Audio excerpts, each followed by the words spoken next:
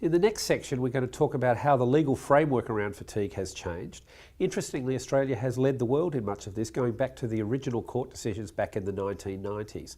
In the next few slides, what we're going to explain are the general principles around how fatigue is thought about from a legal perspective, its parallels with alcohol and other drugs, the general principles of fitness for duty, and most importantly about what your roles and responsibilities are as an organisation and as an employer or an employee with line management responsibilities from a legal perspective.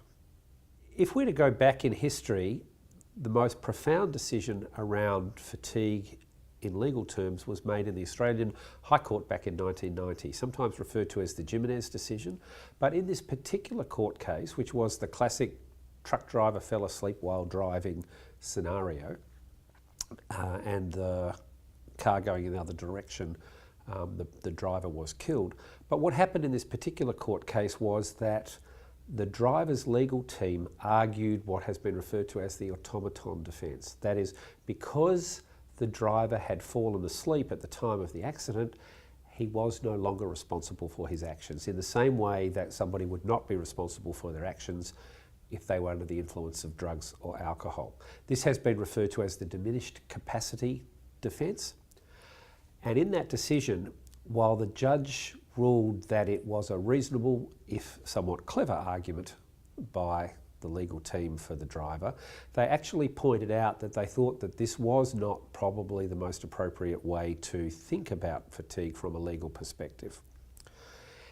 Since that decision in 1990, we have seen a number of critical decisions in Australia that have significantly altered the way that courts think about fatigue in terms of who and why people are responsible for fatigue-related accidents. The first case in which we saw a significant shift away from what has been referred to as the automaton or diminished capacity argument was in the South Australian Supreme Court in the mid-1990s. In that particular case, a police constable had been working on night shift, but as is the case, and is to some extent still the case, he was required to be in court during the day between the night shifts. In that particular court case, he had been scheduled to go to court at around 10 o'clock in the morning. That had been delayed. He had had to then subsequently go home, get ready for work, and then go to work later that night. And having gone to work, he had said to his desk sergeant, "I've been up in court all day and I'm completely shagged, so rather than drive the car tonight, can I drive shotgun?" And to cut a long story short, the desk sergeant at the time had said words to the effect of, "Toughen up, princess. In our days, we used to drive 300 hours without a break," and assigned him to drive the solo car to teach him a lesson. Needless to say, he fell asleep while driving, drove into a Stobie pole, which is one of our fantastic concrete and railroad sleeper telegraph poles that we have in South Australia, and sustained very significant injuries, including brain damage, which he still suffers from. In that particular court case, the judge found that there had been a shift from diminished capacity, and most importantly in that court case, they found that not only was the individual person driving responsible, but so was the employer. And that was a very significant decision because that paved the way for fatigue-related accidents being a workplace responsibility. We've seen a number of criminal and civil prosecutions in the period from 1995 to 2005, and we typically see somewhere in the order of 10 to 12 prosecutions per year in Australia. And most significantly, in around about 2009, we saw the introduction of the chain of responsibility legislation. That was a fundamental change in the legal landscape around fatigue in Australia. And what we saw happen with that legislation was a decision to say that not only is the truck driver responsible in the event of a truck-related accident or a transport-related accident, but so is the employer, and so is everybody in the supply chain for the organisation. And this represents a very significant shift. So not only was the person driving the truck responsible, but so was their employer. And to the extent that other organisations contributed to that, they could also be held accountable.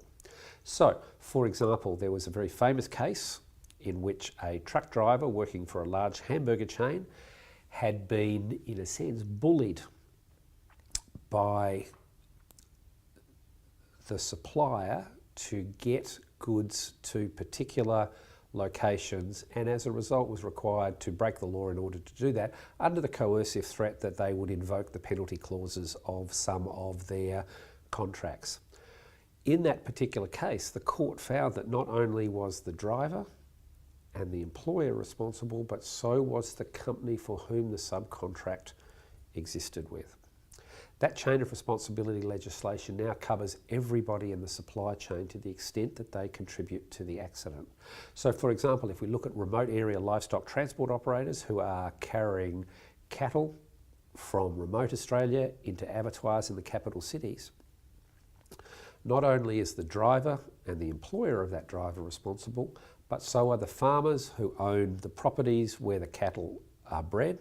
And when they put in a request for somebody to drive cattle from their place to the market, they need to take into account the fact that they are potentially liable for that. What this means over the last couple of years under both criminal and occupational health and safety legislation is that it's no longer possible to outsource your liability. You may remember back to earlier in the course where we talked about the fact that the industrial relations landscape had changed enormously in Australia. One of the things that started to happen in the late 80s, 90s and into the early parts of the 21st century was that organisations took a strategy of outsourcing activities for the organisation to another organisation. So we saw, for example, in the transport industry, trucking companies outsourced to truck drivers who would come to work for them, not as an employee, but as a contractor. In many cases, we have seen organisations outsource risk because those individuals didn't have to necessarily conform to the same fatigue management guidelines that may exist within those organisations. What the new chain of responsibility legislation does is make sure that everybody understands that you cannot outsource. If somebody undertakes an activity on your behalf, whether they are an employee or a contractor, you are responsible in the event that that person has a fatigue-related accident to the extent to which you contributed to it. And the final area of legal research that we've seen change in the last couple of years is the principle of what constitutes the breach. So until recently, it was typically only in the event that there had been an accident that a company may be prosecuted, either both criminally or under civil or occupational health and safety law. But in Western Australia in 2011, we saw a landmark case in which the courts ruled that it's the creation of the risk which constitutes the crime for which you are prosecuted. In this particular case, it was a bakery that had violated the working time regulations for their delivery staff on a number of occasions. In this particular case, it was iconic because there had not actually been an accident. In this case, they determined that it was the violation of the driving time regulations that created the risk, and it was the creation of risk that created the breach, not the fact that there was or was not an accident. As was argued in the case, whether or not there was an accident is actually more to do with luck than it is to do with any systematic safety management process. And in this particular case, the company was then prosecuted for every breach of the driving time regulations rather than on the basis that an accident had happened. Now, if you take all of these cases over the last 20 odd years, there's a very important set of legal principles that emerge from this that will determine whether you as a organisation or whether you personally as a manager or an occupational health and safety professional are potentially liable in the event of a fatigue-related accident. The key principle that you need to understand is the notion of what's called reasonable foreseeability. Was it reasonably foreseeable that that individual would be fatigued as a consequence of the work practice or the system of work that you had in place at the organisation? And to the extent that you are actually responsible for the creation of that system of work, so shall you be responsible in terms of your personal or corporate liability for that. This process of reasonable foreseeability is an interesting one. We've been doing some work on this over the last couple of years.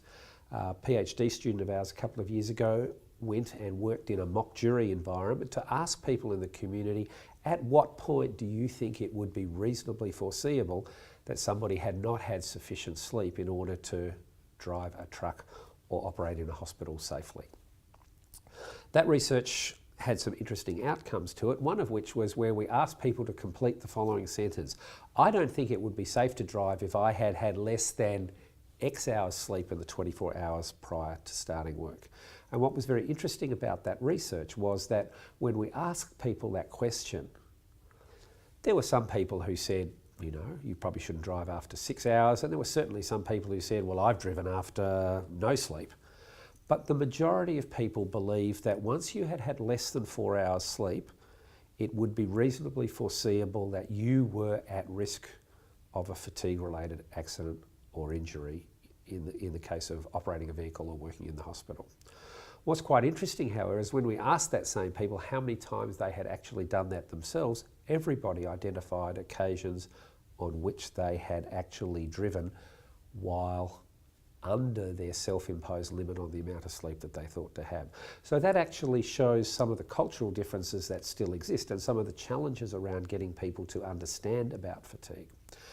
But that principle of reasonable foreseeability and what the courts and what expert opinion suggests are the case is what will ultimately determine whether you are prosecuted for a fatigue-related accident or injury.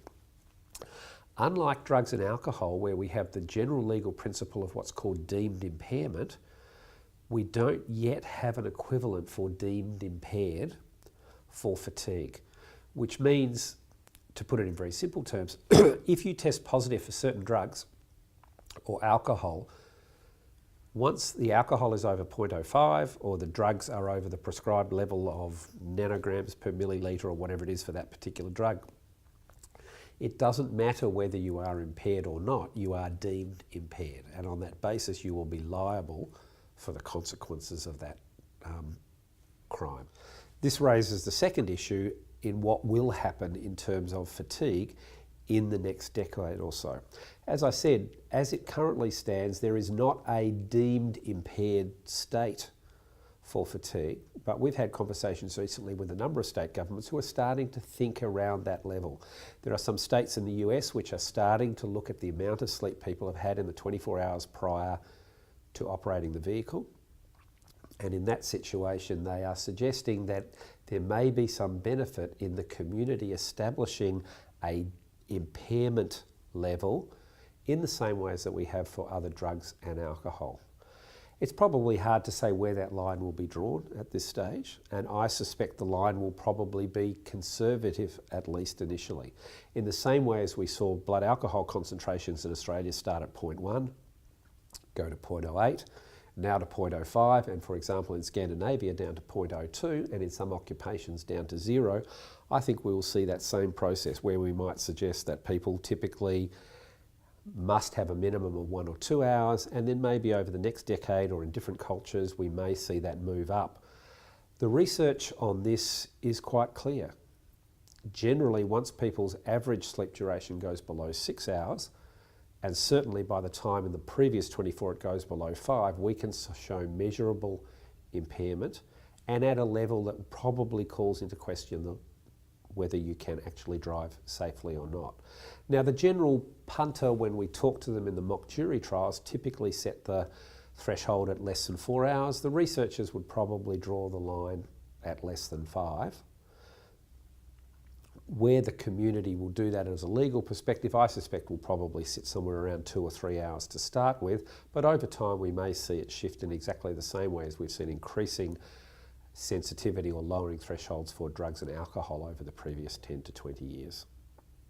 In the next series of slides, we'd like to talk about the changes in the political context within which fatigue has been managed over the last couple of decades, and most importantly, to talk about changes in the industrial relations landscape that have impacted on the mechanisms and the tools that we have used to regulate fatigue. I think you can think about this from 3 broad areas. First of all, we're going to talk about microeconomic reform within the community. and in particular ways in which the industrial relations landscape has changed over the last 20 to 30 years. As you may remember from the earlier slides, we divided Australian history in terms of fatigue into two periods, 1985 to 1995 and then 1995 to 2005. If you take that period of microeconomic reform between 1985 and 1995, we saw around about 5,000 EBAs structured in that period, the vast majority of which involved changes to hours of work, and most importantly, productivity improvements related to work intensification. In simple terms, walk faster, carry more with fewer people to help you do it. The research suggests that in that period, around about 80% of the productivity gains were related to changes in work intensification, of which longer working hours and longer shifts were a very significant contributor. The second of those periods, between 1995 and 2005, changed because of the third-party representation rights in the Industrial Relations Commission. As I said earlier, in that period it became very difficult for the community to provide third-party oversight of industrial agreements. In effect, the court was limited to approving new rosters where an employer and an employee had come to an agreement. In the past, even though there was agreement between the employee and the employer, the commissioner might ask on behalf of the community, I know you're all agreeing to it, but is it safe?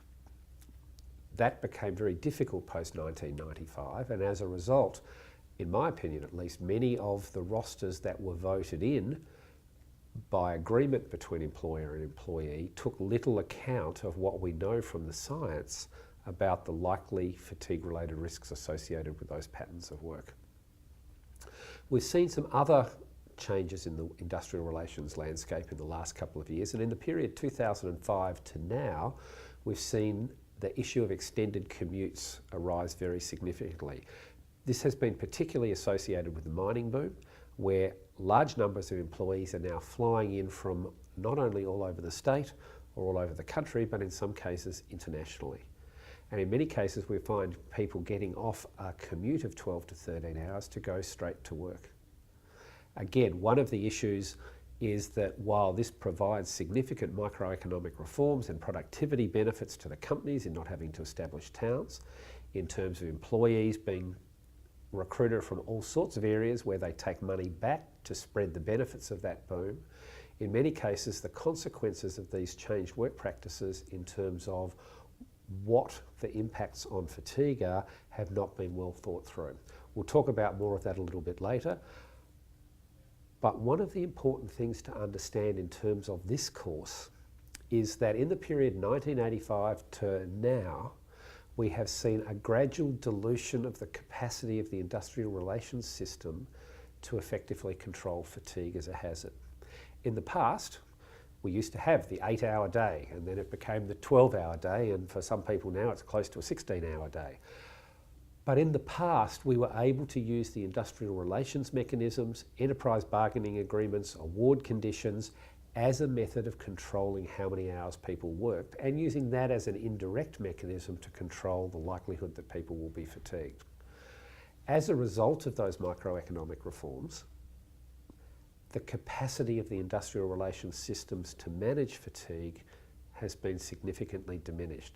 Now, on one level, you may think that's a good thing, or on another level, you may think it's the end of life as we know it on the planet, and that will to some extent reflect your politics and your ideological beliefs around who should control working hours and whose responsibility that is. But it's very clear that in that period from 1985 till now, the primary mechanism that we had for managing fatigue-related risk, that is regulation of working hours, has unravelled as a control mechanism. Now, some people will argue that even in the past it didn't manage it particularly well, and there is some truth to that.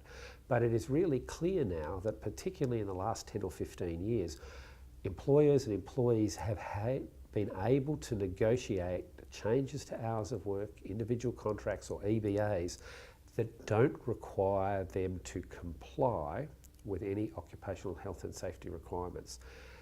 in many cases, this is because the employers and the employees are negotiating this at the local level within the organisation, and that leads to evidence-free policy in many cases. What we have seen, however, over the last decade is that as the industrial relations mechanisms have diminished their capacity to manage fatigue, then that slack has to a certain extent been picked up by occupational health and safety regulation. So what we've seen over the last 20 odd years is a shift away from the use of industrial relations mechanisms for managing fatigue related risk, and a shift towards use of the occupational health and safety system as the primary regulatory control.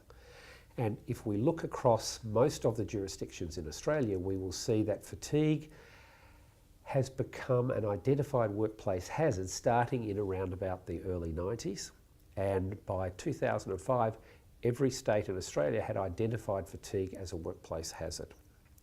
The other big shifts we've seen are that we have moved away from the notion of compliance-based regulation, that is, thou shalt work so many hours, thou shalt have breaks of a certain minimum duration or frequency, to one in which it's being approached under the general principles of risk and safety management. As we talked about earlier, this has been a very critical developmental phase because we have realised that from a risk management perspective, not all rosters are equal. You can have a 12-hour shift on the photocopier or a 12-hour shift landing a jumbo jet, and we need to think about managing the risk. I think it's also worth thinking about the general shifts within occupational health and safety for all hazards. That is, in the last 10 or 15 years, we have seen risk and safety management emerge as general principles around the management of occupational health and safety.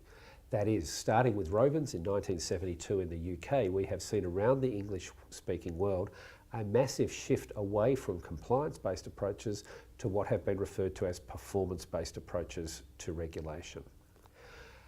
And I think this is no different for fatigue. In the same way as we have seen the principles of risk and safety management and the Robins principle of the firm being the most appropriate point at which to manage risk, we've seen that principle applied equally to fatigue as to many other hazards. I think we're going to see that same principle emerge over the next 5 to 10 years, and we will see increasingly that organisations will be required to manage the risks associated with fatigue. And you can see that shift in the way that people talk about their policies within the organisation over the last 5 or 10 years. When I first started in this field, people would talk about their fatigue policy, then it was their fatigue management policy, and then more recently they talked about fatigue risk management policy. And it's very important to think about this from an occupational health and safety perspective. The Act requires you to take all reasonable steps to minimise the risk associated with a given hazard.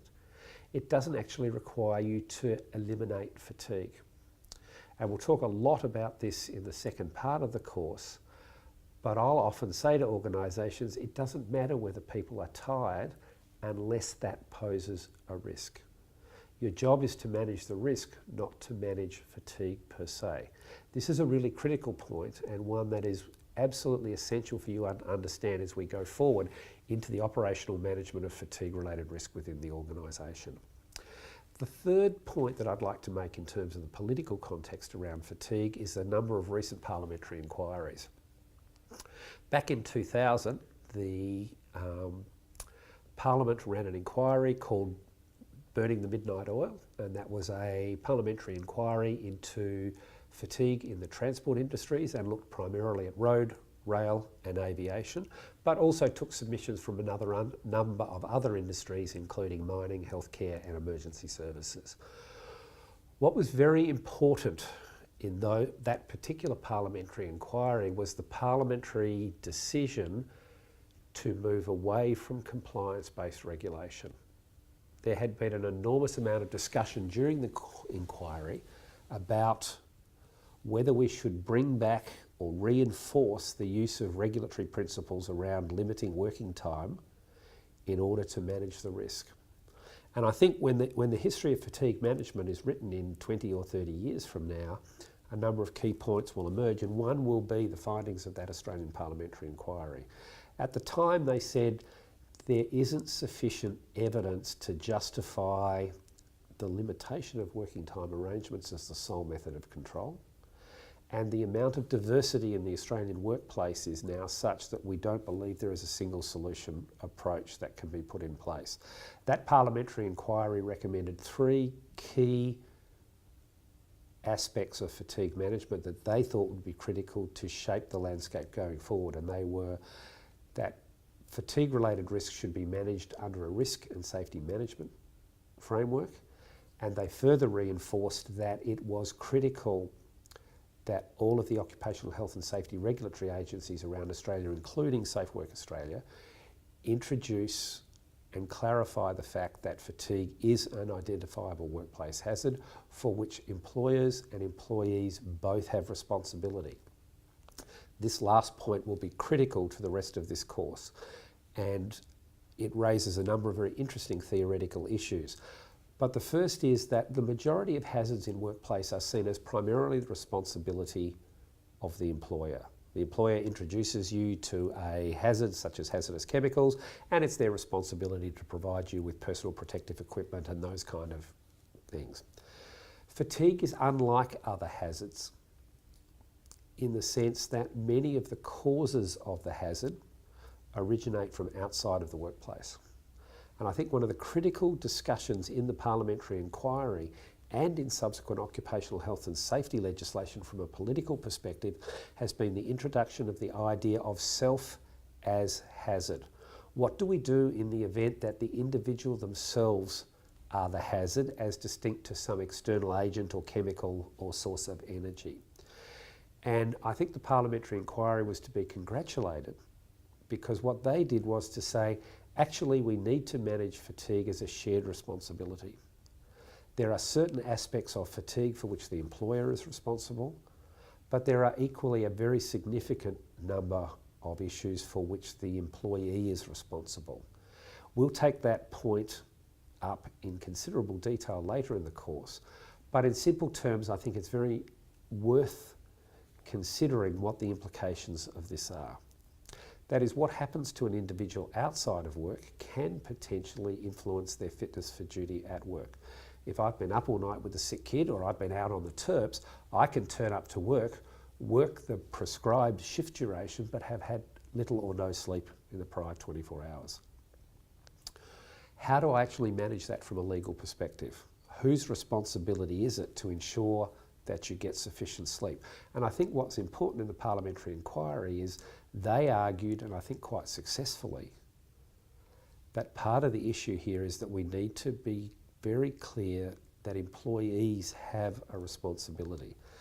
If you think about this from a legal and political perspective, there is a statutory responsibility. If you look under Occupational Health and Safety Acts around the country, you have a statutory responsibility to identify a workplace hazard. If you yourself are the hazard, that doesn't preclude your responsibility to identify it. We're going to pick this point up in a lot more detail later, but before we do that, I'll talk about the last parliamentary inquiry, which was the recent parliamentary inquiry on fly-in, fly-out and drive-in, drive-out work practices, particularly in the mining industry. They identified extended commute times, which we talked about a little bit earlier, as one of the key factors that we need to think about in terms of fatigue-related transport. Some work that's been done up in the Bowen Basin in recent years shows that you are 60 times more likely to have a fatality driving to and from work than being underground at work. There's been a large number of fatalities in the Bowen Basin over the last decade or so, many more than we've actually seen in the mines. And for those guys who work in the mines and drive 5 or 6 hours after a night shift to go back to the coast, we need to think about what the implications are for that and how to manage that. And sometimes that's not easy, because in many cases people want to assume the risk. What the challenge for you as a manager within an organisation or as an employee undertaking risky behaviours is to work out for what am I responsible and for what is the organisation responsible, and how can I minimise the risk both to the organisation and myself. But more of that later. As we talked about in the last slide, the parliamentary inquiry in 2000, the Burning the Midnight Oil report, resulted in a number of significant changes in occupational health and safety law around Australia. These weren't mandated by the committee, but they were suggested by the committee in early 2001, and over the next 5 to 6 years, those recommendations have gradually translated into changed custom and practice within the occupational health and safety regulatory agencies around Australia. The first recommendation that came from the parliamentary inquiry was to shift the locus of control around the regulation and management of fatigue. They argued that the most important development that we needed to occur in Australia was the fact that organisations be required to implement a system for managing the hazard. Along with other changes that we've seen, moving away from compliance towards performance-based occupational health and safety, they acknowledged that it was extremely difficult to come up with a single set of rules that applied to all organisations under all circumstances.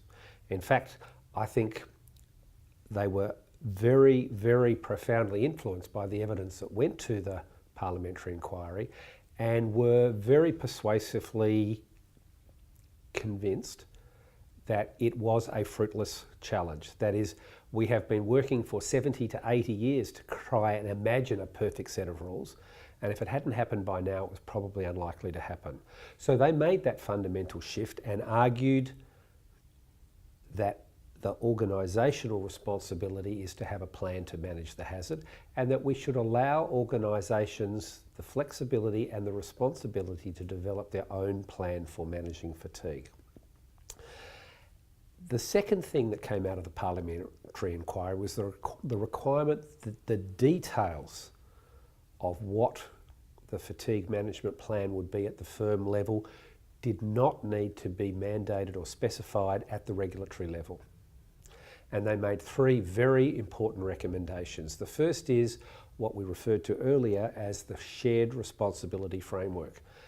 Under occupational health and safety law, there are dual responsibilities of care. There is an employee as well as an employer duty of care obligation. And they said fatigue is one of the issues for which there is a profound argument in support of reinforcing the employee duty of care obligations. The second thing that they argued for was that we didn't need a whole new bureaucracy for managing fatigue.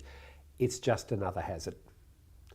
And as part of that, they suggested that fatigue management needed to be tightly integrated with pre-existing approaches and frameworks. The first of these that they supported was a risk-based approach, and they suggested that the standards for risk management under ISO 31000 now, but previously under AS 4360, were perfectly reasonable and appropriate and could be applied to fatigue as they could be to any other hazard. And they recommended that fatigue be incorporated within the normal risk management system within organisations. The second issue that they raised was that because fatigue is just another hazard, there were pre-existing structures, for example, under the Safety Management Systems requirement under AS 4801, that would enable organisations to use the pre-existing policy frameworks and architecture for this. This was very important because a number of people had argued that the costs associated with managing fatigue may outweigh the benefits associated with better regulation. By requiring organisations to manage fatigue within the existing occupational health and safety risk and safety management systems architecture, it meant that the costs associated with managing it could be kept to a minimum, and therefore the benefits associated with a better management of fatigue could be realised more quickly. The other thing that was very important to understand here is the emphasis on flexibility.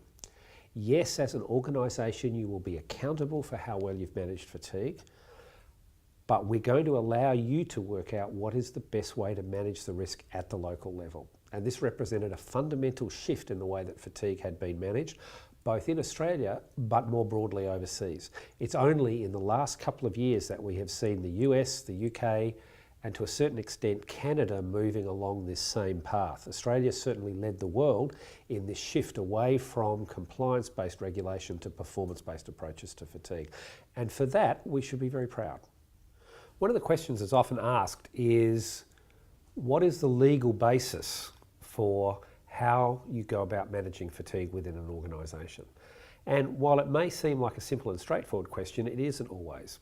For example, we've been involved with inquiries following events, for example, in bushfires or emergency services where people have been required to work incredibly long hours, and as inevitably is the case, there are fatigue-related errors. One of the difficulties is, with the wisdom of hindsight, everybody can see that that was an inevitable consequence. If somebody was going to work long hours, then a certain number of times people are going to make mistakes and things will go wrong. The challenge, however, in many organisations such as emergency, healthcare, defence and other industries where the management of fatigue also involves the potential withdrawal of services, we are faced with a very vexing and thorny question. How do I justify legally my decision to continue to work or to not continue to work? That's not a very simple question to answer, but what we're going to talk about in this particular section of the course is a legally and scientifically defensible framework for how an organisation sets up and negotiates the structure for what constitutes the basis of their fatigue management program. As you'll see from the slide, the phrase here seems a bit convoluted, but it's actually worth thinking a little about. That is, if you read what the slide says, it says the risk of working fatigued must be less than the risks associated with not working while fatigued. Sometimes that has been put into very simple terms by saying, how many hours is it reasonable for a doctor to work? We did some research on this a couple of years ago and we asked people what was a reasonable amount of time for a doctor to work, and most people thought 12 or 16 hours was about the reasonable upper limit. The difficulty in Australia is that doctors typically work 24 to 36 hours at least a couple of times a week if they're hospital-based doctors. If we were to limit doctors' working hours to 12 to 16 hours, then we would need thousands of more doctors around Australia, and we don't have them. We don't have the resources, and the community at the current state is not prepared to pay for them. So we're left with the issue that if we are to limit working hours in ambulance officers or doctors, firemen, and then they are unable to provide the community a service, what are the risks associated with that? Now, when we went back to those communities and said, well, if we limit doctors' working hours to 12 to 16 hours, and the consequence of that is that you can either have a tired doctor or no doctor at all, which would you prefer? People said quite reasonably, oh, a tired doctor will be fine, thank you. In many occupations, not only do we have to assess the risks associated with continuing to work in terms of the fatigue associated with that, but sometimes we have to assess the risks associated with not continuing to work. And that creates a very vexing legal problem for organisations. So while the wording here is a little convoluted, think about it. The risk of working fatigued must be less than the risks associated with not working while fatigued. And in order to understand that, you'll have to look at it from a risk-based perspective. That is, what is the likelihood of a fatigue-related error and the consequence versus the likelihood and consequence of an error or an adverse outcome associated with not providing that service. And that risk calculus can be quite complicated. But while we would advocate that as a working definition that organisations can use to underpin how they make decisions about how many hours people will work, whether they will allow shifts to be extended, at what point people choose to stop working, or at what point the organisation insists that they stop working, there needs to be a number of things in place for that to be a credible framework. And the first of these is that you need a defensible process for assessing the risk. That is, you need to be able to defend that your assessment of the likelihood and consequence of either a fatigue-related error or an adverse outcome associated with failing to continue to work must be in place. You need credible risk controls in the event that you do continue to allow somebody to work where you think the risks of not working outweigh the risks of working fatigued. And similarly, you need a transparent audit review process that enables you to determine whether what you are doing is actually working or not. One of the big problems with fatigue is that the error rates associated with fatigue are quite low. In the laboratory, you may go from a 1% error rate to a 3% error rate when you're fatigued. When you're driving a car, your risk of having an accident fatigue may go from 1 in 7,000 trips to 5 in 7,000 trips. The overwhelming likelihood is that you still won't have an accident or won't make an error. So part of the challenge is how do you work out when you're trading low frequency or low likelihood, high consequence events against high frequency but potentially low consequence events, and how do you weigh up that risk calculation becomes a very complex organisational challenge. Part of the process here is that you need to be able to review and you need to be able to determine whether you're making those decisions correctly or not before the accident happens.